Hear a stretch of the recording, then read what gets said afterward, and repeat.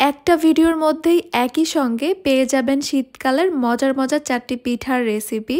আসসালামু আলাইকুম everyone, welcome to Apsara's mini kitchen. আমি জানি শীতের পিঠা তৈরি করতে গেলে আমাদের অনেকেরই অনেক রকমের প্রবলেমে পড়তে হয়, আর তাই আমি একদমই সহজভাবে আর অনেক রকমের টিপস সহকারে এই পিঠার রেসিপিগুলো শেয়ার করেছি, যেন আপনারা সবাই এই শীতে এই মজার মজার পিঠাগুলো খেতে পারেন আর প্রিয়জনদেরকেও খাওয়াতে পারেন। প্রথমেই তৈরি করব আমার খুবই পছন্দের দুধ পুলি পিঠা। আমি একটা প্যানে নিয়ে নিচ্ছি 1 কাপ কোরানো ফ্রেশ নারিকেল। এরপর এখানে নিয়ে নিচ্ছি আমি হাফ কাপ খেজুরের গুড়টাকে আমি একটু গ্রেট করে নিয়েছি গ্রেটার দিয়ে। আপনারা ছেলে ছোট ছোট টুকরো করেও নিতে পারেন। গ্রেট করে নিলে এই খেজুরের গুড়টা খুব সহজে গলে যায়। এরপর দিয়ে দিব এখানে আমি হাফ কাপ লিকুইড দুধ। এই দুধটা দিলাম যেন নারকেলটা খুব সহজেই সিদ্ধ হয়ে যেতে পারে। এবার এই সব কিছুকে আমি ভালোভাবে নেড়ে চেড়ে মিশিয়ে নিচ্ছি। আমি শুধুমাত্র গুড় দিয়ে এই পুরটা তৈরি করব। আপনারা চাইলে এখানে চিনি দিয়েও এই পুরটা তৈরি করতে পারেন। আবার চাইলে চিনি আর গুড় দুইটাকে একসঙ্গে দিয়েও এই পুরটা তৈরি করে নিতে পারেন। ফ্লেভারের জন্য এখানে আমি দিয়ে দিচ্ছি 3টা এলাচ। সবকিছুকে আমি আবারও ভালোভাবে নেড়েচেড়ে মিশিয়ে নিচ্ছি। চুলার হিটটা শুরু থেকে শেষ পর্যন্ত থাকবে লো মিডিয়ামের মাঝামাঝি। শুরু থেকে শেষ পর্যন্ত অনবরত নাড়তে থাকতে হবে। যেহেতু এটা নারকেলের তৈরি, তাই যে কোনো সময় প্যানের গায়ে লেগে যেতে পারে। যে লিকুইড দুধটা দিয়েছিলাম সেটা কিন্তু শুকিয়ে এসেছে আর কালারটাও চেঞ্জ হয়ে গেছে। এবার আমি এখানে দিয়ে দিচ্ছি 1 চিমটি লবণ। মিষ্টি খাবারে আপনারা যদি লবণ পছন্দ না করেন তাহলে বাদ দিতে পারেন। এরপর এই পুরের টেস্টটা বাড়ানোর জন্য আমি এখানে দিয়ে দিচ্ছি 2 টেবিল চামচ গুঁড়া দুধ। তবে এটা টোটালি অপশনাল, আপনারা চাইলে বাদ দিতে পারেন। আবারও সব কিছুকে ভালোভাবে নেড়েচেড়ে মিশিয়ে নিচ্ছি। এখন অনবরত নাড়তে থাকবো এই পুরটা শুকিয়ে আসা পর্যন্ত। মানে এখানে কোনো রকমের পানি থাকবে না বা দুধও থাকবে না। ঠিক এই অবস্থায় আমি ফ্লেভারের জন্য যে 3টা এলাচ দিয়েছি সেগুলোকে আমি একটু খুঁজে বের করে নিব। পুলি পিঠার জন্য আমাদের পুরটা কিন্তু তৈরি করা হয়ে গেছে। দেখতে পাচ্ছেন একদম আঠালো হয়ে আসছে। তার মানে আমাদের পুরটা কিন্তু এখন পিঠা বানানোর জন্য একদমই রেডি। এবার আমি চুলাটা অফ করে দিব আর এই পুরটাকে রেখে দিব ঠান্ডা হওয়ার জন্য। এখন আমি পিঠার জন্য একটা ডো তৈরি করে নিব। একটা প্যানে নিয়ে নিচ্ছি আমি 1 কাপ পানি। লবণ দিয়ে দিচ্ছি 1/4 টিস্পুন। এবার লবণ আর পানিটাকে ভালোভাবে মিশিয়ে নিয়েছি। পানিতে যখন বলক আসা শুরু করবে তখন আমি এখানে দিয়ে দিচ্ছি 1 কাপ চালের গুঁড়া। আমি বাজারে যে শুকনো চালের গুঁড়াটা পাওয়া যায় সেটাই এখানে ব্যবহার করেছি। একবার নেড়েচেড়ে মিশিয়ে নিয়ে আমি ঢাকনা দিয়ে ঢেকে রেখে দিব 5 মিনিটের জন্য। চুলার হিটটাকে রাখবো আমি একদমই লোতে। এই 5 মিনিটে আমাদের এই চালের গুঁড়াটা ভালোভাবে সেদ্ধ হয়ে যাবে। 5 মিনিট পর আমি ঢাকনাটা তুলে নিচ্ছি। আবারও একবার ভালোভাবে নেড়েচেড়ে মিশিয়ে নিচ্ছি। এরপর এই ডোটাকে আমি নিয়ে নিচ্ছি একটা ছড়ানো প্লেটে। ডোটা যখন একটু ঠান্ডা হয়ে আসবে তখন আমি এই ডোটাকে ভালোভাবে মথে নিব। তবে এই ডোটাকে একদমই ঠান্ডা করে ফেলা যাবে না, তাহলে কিন্তু ডোটা শক্ত হয়ে যাবে। ভালোভাবে মথে নেওয়ার পর এই ডোটা যখন একদম স্মুথ হয়ে যাবে তখন আমি এই ডোটা থেকে কিছুটা ডো নিয়ে একটা বড় করে রুটি বানিয়ে নিব। সামান্য ময়দা বা চালের গুঁড়া ছিটিয়ে এই রুটিটাকে বেলে নিতে হবে যেন নিচ থেকে লেগে না যায়। রুটিটা পাতলা করে বেলা যাবে না, একটু ভারী করে বেলে নিতে হবে। বেলে নেওয়া হয়ে গেলে এবার আমি একটা কুকি কাটারের সাহায্যে ছোট ছোট করে 4টা রুটি কেটে নিব এই একটা রুটি থেকে। এরকম কুকি কাটার না থাকলে আপনারা যে কোনো বয়ামের মুখও ব্যবহার করতে পারেন। এখানে যেহেতু পুলি পিঠাগুলো ছোট করে বানাতে হবে তাই রুটিগুলোকেও ছোট করে বানিয়ে নিতে হবে। আর এভাবে করলে আমার কাছে কাজটা একদমই সহজ মনে হয়। এবার আমি এই রুটিগুলোর ঠিক মাঝখানে নিয়ে নিব তৈরি করে রাখা নারকেলের পুর। আমি এখানে 1 চা চামচের মতো করে নিয়েছি। এরপর দেখতেই পাচ্ছেন আমি পুরটাকে একটু লম্বা করে ছড়িয়ে নিয়েছি, যেহেতু আমাদের পিঠাগুলো একটু লম্বা হবে। এবার রুটির 2টা সাইডকে একসঙ্গে করে আমি মুখটাকে ভালোভাবে বন্ধ করে দিব। আর এই কাজটা একটু ভালোভাবে করতে হবে, তা না হলে কিন্তু পিঠাগুলো খুলে যেতে পারে যখন আমরা দুধের সঙ্গে পিঠাগুলোকে জাল করব।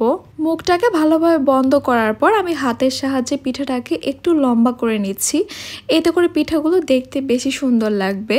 আপনারা চাইলে এই পিঠাগুলোর চারপাশটা একটু ডিজাইন করতে পারেন, তবে আজকে আমি কোনো ডিজাইন করব না, কারণ দুধ পুলিটা আমার কাছে দেখতে এমনিতেই অনেক বেশি সুন্দর লাগে। এইভাবে আমি বাকি সবগুলো পুলি পিঠা তৈরি করে নিচ্ছি। এরপর চলে যাব আমি দুধটাকে রেডি করতে। একটা প্যানে আমি নিয়ে নিচ্ছি 4 কাপ লিকুইড দুধ। এরপর ফ্লেভারের জন্য এখানে আমি দিয়ে দিব 3টা এলাচ। এখানে যদি আপনারা এলাচের ফ্লেভারটা পছন্দ না করেন তাহলে বাদ দিতে পারেন। চুলার হিটটাকে হাই মিডিয়ামের মাঝামাঝি রেখে অনবরত নেড়ে চেড়ে এই দুধটাকে আমি জাল করে নিব। এরপর এখানে দিয়ে দিচ্ছি আমি 1 চিমটির মতো লবণ। মিষ্টি খাবারে যদি আপনারা লবণটা পছন্দ না করেন তাহলে এখানে লবণটা বাদ দিতে পারেন। এবার দিয়ে দিচ্ছি এখানে আমি 1/2 কাপ খেজুরের গুড়। গুড়টাকে আমি গ্রেটার দিয়ে ভালোভাবে গ্রেট করে নিয়েছি। আপনারা চাইলে ছোট ছোট টুকরো করেও দিতে পারেন। ভালোভাবে নেড়েচেড়ে মিশিয়ে নিচ্ছি আর অপেক্ষা করব গুড়টা ভালোভাবে গলে যাওয়া পর্যন্ত। গুড়টা ভালোভাবে গলে যাওয়ার পর এবার আমি তৈরি করে রাখা পিঠাগুলো এখানে দিয়ে দিব একে একে। পিঠাগুলো দিয়ে দেওয়ার পর এবার আমি হালকা হাতে একটু নেড়ে চেড়ে দিচ্ছি। এবার চুলার হিটটাকে আমি করব হাই মিডিয়ামের মাঝামাঝি। এরপর এই পিঠাগুলোকে আমি এভাবেই জাল করে নিব 10 মিনিটের মতো। আর এই 10 মিনিটেই পিঠাগুলো ভালোভাবে সিদ্ধ হয়ে যাবে। এরই মধ্যে বেশ কয়েকবার পিঠাগুলোকে আমি নেড়ে চেড়ে দিয়েছি। যেহেতু পিঠাগুলো এখন খুবই নরম আছে তাই এই পিঠাগুলোকে একদম হালকা হাতে নাড়তে হবে। পিঠাগুলো সিদ্ধ হয়েছে কিনা সেটার বোঝার উপায় হচ্ছে পিঠাগুলো দেখবেন একাই কিন্তু এই দুধের উপরে বেশি উঠেছে, আর তখনই বুঝতে হবে পিঠাগুলো সিদ্ধ হয়ে গেছে। ঠান্ডা হয়ে যাওয়ার পর কিন্তু এই দুধটা আরও কিছুটা ঘন হয়ে যাবে, তাই এই দুধটাকে জাল করে ঘন করার কোনো দরকার নেই। চুলাটাকে অফ করে দিব আর ঠান্ডা হয়ে যাওয়ার পর এই পিঠাগুলোকে আমি পরিবেশন করব। বাস তৈরি হয়ে গেল আমাদের সবার পছন্দের দুধ পুলি পিঠা। পিঠাগুলো গরম গরম খেতে এক রকমের মজা, আবার ঠান্ডা হয়ে গেলে আরেক রকমের মজা। আমার কাছে বেশি ভালো লাগে ঠান্ডা হয়ে যাওয়ার পরে খেতে, কারণ ঠান্ডা হয়ে যাওয়ার পর দুধটা বেশ ঘন হয়ে আসে আর এই দুধের শিরাটার মধ্যে একটা মালাই মালাই ব্যাপার চলে আসে। এই জন্যেই পিঠাগুলো ঠান্ডা হয়ে যাওয়ার পর আমার কাছে বেশি মজা লাগে। এখন তৈরি করব আমি একদমই পারফেক্ট ফুলকো তেলে পিঠা বা পোয়া পিঠা। প্রথমে নিয়ে নিচ্ছি আমি 2 কাপ শুকনো চালের গুঁড়া। বাজারে যে শুকনো চালের গুঁড়াটা কিনতে পাওয়া যায় আমি সেটাই নিয়েছি। 2 কাপ শুকনো চালের গুঁড়ার জন্য এখানে আমি দিয়ে দিচ্ছি 1/2 কাপ ময়দা। ময়দাটা দিলে পিঠাগুলো যেরকম ফুলবে সেরকমই ঠান্ডা হয়ে যাওয়ার পরেও কিন্তু নরম থাকবে। লবণ দিয়ে দিচ্ছি 1/2 চা চামচ। এবার দিয়ে দিচ্ছি 1/4 কাপ গুঁড়ো দুধ। গুঁড়ো দুধটা দিলে এই পিঠাটা খেতে অনেক বেশি টেস্টি হবে। এবার এই শুকনো উপকরণগুলোকে আমি একটু ভালোভাবে নেড়েচেড়ে মিশিয়ে নিচ্ছি। শুকনো উপকরণগুলোকে এভাবে একটু নেড়েচেড়ে ভালোভাবে মিশিয়ে নেওয়ার চেষ্টা করবেন, এতে করে ব্যাটারটার মধ্যে কোনো ধরনের লাম্পস থাকবে না। এবার এখানে দিয়ে দিচ্ছি গলানো খেজুরের গুড় 1 কাপ। আমি সামান্য পানি দিয়ে খেজুরের গুড়টাকে চুলায় জাল করে গলিয়ে নিয়েছি। আপনারা চাইলে খেজুরের গুড়টাকে গ্রেট করেও দিতে পারেন, তবে এভাবে একটু গলিয়ে দিলে ব্যাটারের মধ্যে আর কোনো লাম্পস তৈরি হবে না। এবার এই গুড়টার সঙ্গে শুকনো উপকরণগুলোকে আমি প্রথমে একটু ভালোভাবে মিশিয়ে নিচ্ছি। এরপর এখানে আমি অল্প অল্প করে কুসুম গরম পানি দিয়ে একটা ব্যাটার তৈরি করে নিব। যেহেতু এখানে শুকনো চালের গুঁড়া নিয়েছি তাই এখানে অবশ্যই কুসুম গরম পানি দিতে হবে। আজকের এই তেলের পিঠা বা পোয়া পিঠাটা আমি খেজুরের গুড় দিয়ে তৈরি করব। আপনারা কিন্তু চাইলে খেজুরের গুড়ের পরিবর্তে চিনি দিয়েও তৈরি করতে পারেন। সেক্ষেত্রে পানির পরিমাণটা কিছুটা কম লাগবে। আমি একটু একটু করে কুসুম গরম পানি দিয়ে এখানে একটা ব্যাটার তৈরি করে নিয়েছি। আর দেখতেই পাচ্ছেন একটা হ্যান্ড হুইস্ক দিয়ে আমি এই ব্যাটারটাকে খুব ভালোভাবে ফেটিয়ে নিয়েছি। কিছুক্ষণ এই ব্যাটারটাকে খুব ভালোভাবে ফেটিয়ে নেওয়ার পর এবার আমি একটা ঢাকনা দিয়ে ঢেকে এই ব্যাটারটাকে রেস্টে রাখবো 20 মিনিটের জন্য। এতে করে আমাদের চালের গুঁড়াটা একটু ফুলবে আর পিঠাগুলোও কিন্তু খুব ফুলকো হবে। ব্যাটারের কনসিস্টেন্সিটা বুঝতে আমাদের সুবিধা হবে। 20 মিনিট পর আমি ঢাকনাটা সরিয়ে নিয়েছি আর দেখতেই পাচ্ছেন পিঠার ব্যাটারের কনসিস্টেন্সিটা ঠিক এরকম রয়েছে। তেলে পিঠা তৈরি করার জন্য কিন্তু আমাদের ব্যাটারটা ঠিক এরকমই ঘন হতে হবে। পাতলা ব্যাটার দিয়ে কিন্তু কখনোই তেলে পিঠা তৈরি হবে না। এখন আমি পিঠাগুলো ভাজতে চলে যাব। পিঠাগুলো ভাজার জন্য আমাদের একটা ডিপ কড়াই বা ডিপ প্যান লাগবে। সবগুলো পিঠা একই সাইজের হওয়ার জন্য একটা মেজারমেন্ট কাপ বা একটা গোল চামচ নিতে হবে। তেলটা খুব ভালোভাবে গরম করে নিতে হবে আর চুলার হিটটাও কিন্তু একদম হাইতে রাখতে হবে। তেলটা যদি ভালো গরম না হয় পিঠাটা কিন্তু কখনোই ফুলবে না। কিছু টিপস ফলো করলে কিন্তু আপনাদের পিঠাগুলো একদম পারফেক্ট ভাবে তৈরি হবে। আমি আরও একটা পিঠা আপনাদেরকে তৈরি করে দেখিয়ে দিচ্ছি। একদম ভালোভাবে তেলটাকে গরম করে নিতে হবে। প্রতিবার পিঠা ভাজার আগে ব্যাটারটাকে ভালোভাবে ফেটিয়ে নিতে হবে। তেলে ব্যাটারটা দেওয়ার পর কিছুক্ষণ অপেক্ষা করতে হবে। পিঠাটা একাই দেখবেন উপরে উঠে আসবে। পিঠার উপরে এভাবে একটু তেল দিয়ে দিতে হবে, এতে করে পিঠার উপরের দিকটাও ভাজা হবে আর যে দিকগুলো ফুলেরই সেগুলো ফুলতে থাকবে। দুই পাশ থেকে ভাজা হয়ে গেলে একটা তেলে চামচে করে তেলটা ছড়িয়ে পিঠাটাকে তুলে নিব। খেজুরের গুড়ের পিঠা এমনিতেও লালচে হয়, তাও আপনারা আপনাদের পছন্দ মতো কালার আসা পর্যন্ত ভেজে নেবেন। বাস তৈরি হয়ে গেল আমাদের খুবই সহজ আর খুবই মজাদার তেলে পিঠা বা পোয়া পিঠা। এখন তৈরি করব আমি পিঠার রানী, বাংলাদেশের জনপ্রিয় পিঠা ভাপা পিঠা। প্রথমে একটা জারে নিয়ে নিয়েছি আমি কুসুম গরম পানি, আর এই পানিটা কুসুম গরমের চেয়েও একটু বেশি গরম রয়েছে। এরপর এই পানির সঙ্গে আমি নিয়ে নিচ্ছি হাফ চা চামচ লবণ। এরপর লবণটাকে আমি পানির সঙ্গে ভালোভাবে মিশিয়ে নিয়েছি। এবার একটা মিক্সিং বোলে আমি নিয়ে নিচ্ছি 2 কাপ শুকনো চালের গুঁড়া। বাজারে যে শুকনো চালের গুঁড়াটা কিনতে পাওয়া যায়, আমি এখানে সেই চালের গুঁড়াটাই নিয়েছি। এবার এখানে লবণ মিশানো হালকা কুসুম গরম পানিটা অল্প অল্প করে দিব আর মিশাতে থাকবো। একসঙ্গে অনেক বেশি করে এখানে পানি দেওয়া যাবে না, অল্প অল্প করে দিতে হবে আর মিশাতে থাকতে হবে। আমি এখানে শুকনো চালের গুঁড়াটা নিয়েছি, আপনারা চাইলে এখানে ভিজা চালের গুঁড়াটাও নিতে পারেন। শুকনো চালের গুঁড়া নিলে পানির পরিমাণটা বেশি লাগবে, ভিজা চালের গুঁড়া নিলে পানির পরিমাণটা কম লাগবে, পার্থক্য এটাই। এখানে যদি পানির পরিমাণটা কম হয় তাহলে পিঠাগুলো তৈরি করার সময় একদমই ভেঙে যাবে, ঠিক মতো শেপে আসবে না। পানির পরিমাণটা ঠিক আছে কিনা সেটা চেক করার জন্য হাতের মধ্যে এরকম একটা মুঠবন্দি করে নেবেন। যদি দেখেন এরকম চাপ দিলে কুড়কুড়িয়ে না পড়ে যাচ্ছে, একটু দলা বেঁধে আছে, তাহলে বুঝতে হবে যে পানির পরিমাণটা রাইট পর্যায়ে আছে। যেহেতু আমি এখানে শুকনো চালের গুঁড়া নিয়েছি, তাই 10 মিনিটের জন্য একটা ঢাকনা দিয়ে ঢেকে রেস্টে রেখে দিব চালের গুঁড়াটা সেট হওয়ার জন্য। 10 মিনিট রেস্টে রাখার পর এবার আমি ঢাকনাটা সরিয়ে নিয়েছি, আর দেখতেই পাচ্ছেন চালের গুঁড়াটা কিন্তু এখন অনেকটাই ঝুরঝুরে হয়ে গেছে। শুকনো চালের গুঁড়া হওয়ার কারণে বেশ অনেকটাই এখান থেকে পানি টেনে নিয়েছে। আমি হাতের সাহায্যে চেষ্টা করব বড় লাম্পসগুলোকে একটু ভেঙে নেওয়ার জন্য। এরপর আমি এই চালের গুঁড়াগুলোকে নিয়ে নিব একটা স্ট্রেনারে। ছোট ছিদ্রযুক্ত যে কোনো স্ট্রেনারে করে এই চালের গুঁড়াগুলোকে চেলে নিতে হবে। যেহেতু চালের গুঁড়াটা এখন অনেকটাই ভিজা, তাই এগুলোকে হাত দিয়ে ডলে ডলে একটু চেলে নিতে হবে। আর এই চেলে নেওয়াটা কিন্তু একদমই স্কিপ করা যাবে না, অবশ্যই চেলে নিতে হবে। এতে করে পিঠাগুলো অনেক বেশি মসৃণ আর সফট হবে, আর পিঠাগুলো তৈরি করার সময় ভেঙেও যাবে না। চেলে নেওয়ার পর দেখতেই পাচ্ছেন চালের গুঁড়াগুলো কত সুন্দর দানাদারভাবে তৈরি হয়েছে। ভাপা পিঠা তৈরি করার জন্য কিন্তু আমাদের ঠিক এইরকমই চালের গুঁড়া লাগবে। এবার একটা বাটিতে আমি নিয়ে নিচ্ছি হাফ কাপ গ্রেট করা খেজুরের গুড়, সঙ্গে নিয়ে নিচ্ছি হাফ কাপ কুড়ানো নারকেল আর গুড়টাকে আমি একসঙ্গে ভালোভাবে মিশিয়ে নিচ্ছি। আর নারকেল আর গুড়টাকে আমি ভাপা পিঠার মধ্যে একসঙ্গে দিব, আপনারা চাইলে আলাদা আলাদা করেও দিতে পারেন। সব কাজ শেষ হয়ে গেলে এবার চলে যাচ্ছি আমি ভাপা পিঠাগুলো সাজাতে। আমি এখানে একটা ভাপা পিঠার বাটি বা সাজ নিয়ে নিয়েছি। বাটির মধ্যে প্রথমে আমি একটু শুকনো চালের গুঁড়া দিয়ে নিয়েছি, এতে করে পিঠাগুলো খুব সহজে উঠে আসবে। এরপর দিয়ে দিচ্ছি আমি তৈরি করে রাখা চালের গুঁড়া অর্ধেকটা পরিমাণ, মাঝখানে দিয়ে দিচ্ছি আমি তৈরি করে রাখা গুড় আর নারকেলের মিশ্রণ। উপরে আমি আবারও চালের গুঁড়া দিয়ে দিলাম, আর একটু করে গুড় আর নারকেল দিয়ে দিচ্ছি পিঠাগুলোর উপরে, এতে করে দেখতে বেশি সুন্দর লাগবে আর খেতেও বেশি ভালো লাগবে। উপরে আমি আর একটু করে চালের গুঁড়ো দিয়ে দিচ্ছি আর একটু সমান করে নিচ্ছি। এই কাজটা একদমই চেপে চেপে করা যাবে না, আলতো হাতে করতে হবে। এরপর এখানে আমি একটা ভিজা কিন্তু নিংড়ানো কাপড় নিয়ে নিয়েছি। পিঠার উপরে আমি এইভাবে কাপড়টাকে ছড়িয়ে দিয়েছি। কাপড়টাকে একটু আলতো হাতে মুড়িয়ে নিতে হবে। এই কাপড়টা দিলে পিঠাগুলো তুলতে সুবিধা হবে আর ভাপের পানিটা পিঠার গায়ে লাগবে না। পিঠাগুলো ভাপে দেওয়ার জন্য আমি এরকম একটা ছাঁকনি নিয়ে নিয়েছি। পিঠার মোলটাকে আলতো করে কয়েকটা টোকা দিলে দেখতে পারবেন পিঠাগুলো খুব সহজে বের হয়ে আসবে।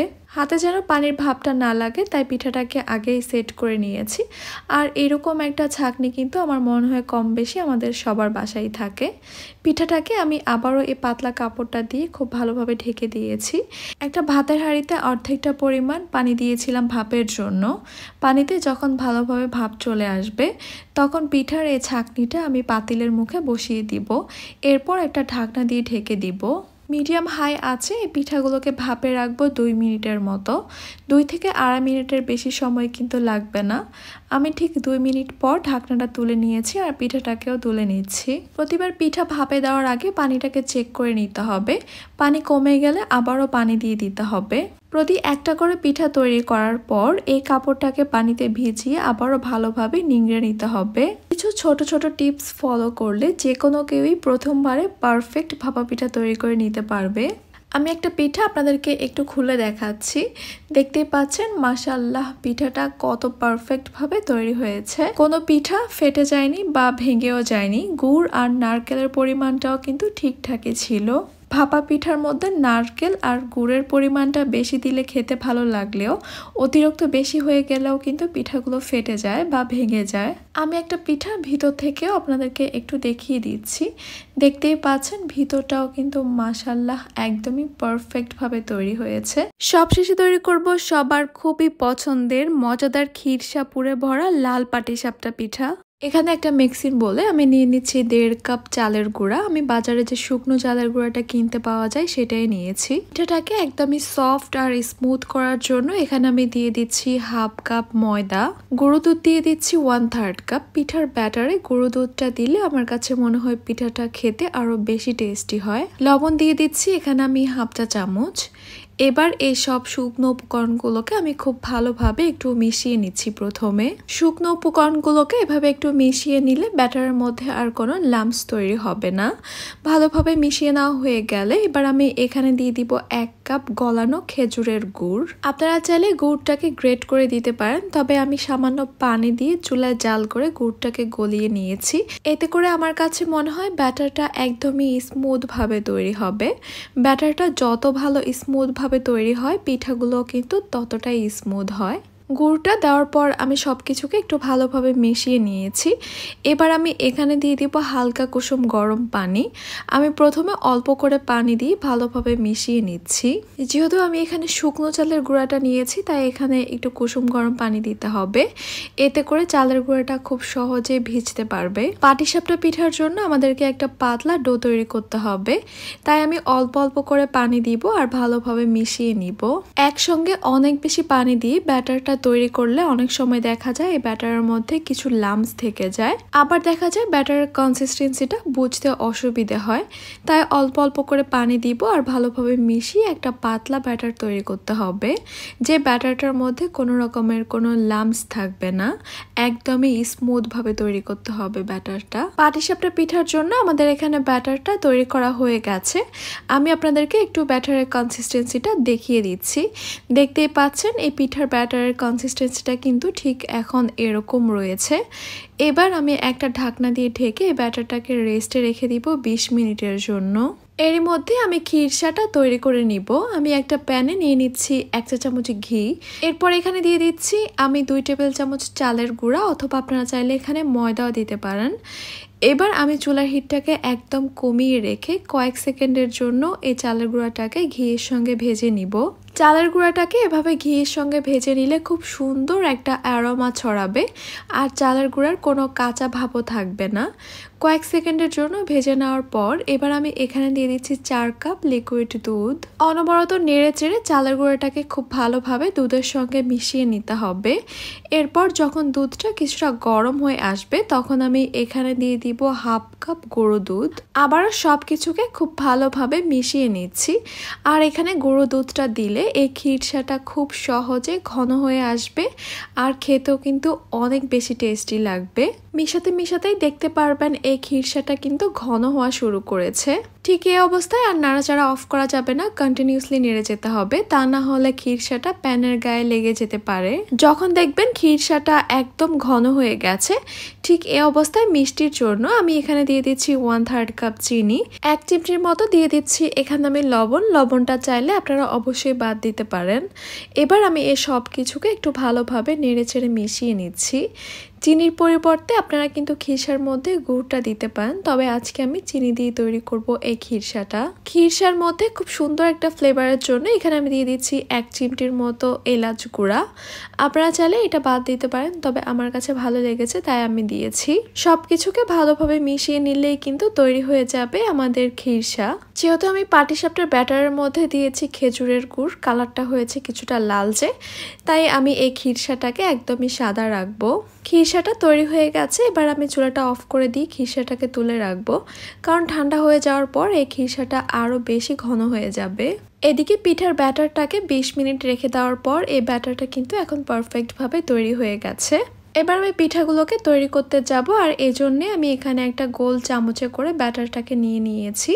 চুলা একটা প্যানে আমি সামান্য করে তেল ব্রাশ করে দিয়েছি, তবে অতিরিক্ত তেল ব্রাশ করা যাবে না। এখানে প্যানটাকে অতিরিক্ত গরম করা যাবে না, কিছুটা ঠান্ডা অবস্থায় এখানে আমি ব্যাটারটা দিয়ে দিচ্ছি। অতিরিক্ত গরম প্যানে ব্যাটারটা দিলে কি হবে, পাটিসাপটা পিঠার গায়ে কিন্তু অসংখ্য ছিদ্র হবে, পিঠার গাটা একদমই মসৃণ আর স্মুথ হবে না, যেটা দেখতে অতটা বেশি ভালো লাগবে না। উপরের দিকটা যখন টেনে আসবে, কালারটা যখন চেঞ্জ হয়ে যাবে, তখন আমি কিছুটা খিরসা এখানে দিয়ে দিব লম্বা করে ছড়িয়ে। যে পাশে খিরসাটা দিয়েছি সেই পাশ থেকে আমি এখন পিঠাটাকে ফোল্ড করে নিব হালকা হাতে। এই অবস্থায় কিন্তু পিঠাটা অনেক বেশি সফট থাকে, তাই এই কাজটা একটু হালকা হাতে করতে হবে। পিঠাটা বানানোর শুরু থেকে শেষ পর্যন্ত চুলার হিটটা কিন্তু একদমই লোতে থাকবে। এইভাবে আমি বাকি সবগুলো পাটিসাপটা পিঠা তৈরি করে নিয়েছি। আশা করছি আমার আজকের এই 4টি মজাদার পিঠার রেসিপি আপনাদের কাছে খুবই ভালো লেগেছে আর সহজও লেগেছে। তাহলে আজকে এই পর্যন্তই। সবাই অনেক বেশি ভালো থাকবেন, সুস্থ থাকবেন। আল্লাহ হাফেজ।